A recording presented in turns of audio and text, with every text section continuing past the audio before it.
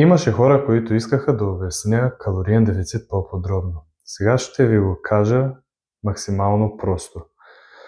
Да кажем, че тялото ти харчи 2500 калории на ден. Това значи, ако ядеш 2500, ще си стоиш същите килограми. Ако започнеш да ядеш 3000 калории, всеки ден имаш плюс 500. Тялото няма какво да ги прави и ги складира. Тогава качваш.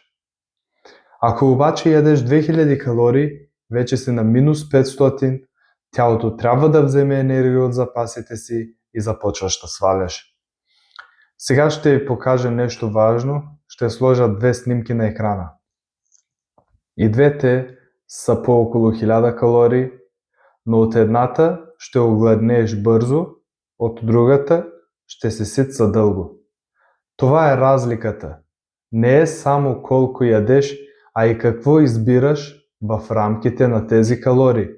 Затова казвам, не е гладуване, а малко по-умен избор и малък минус всеки ден, между 300 и 500 калории.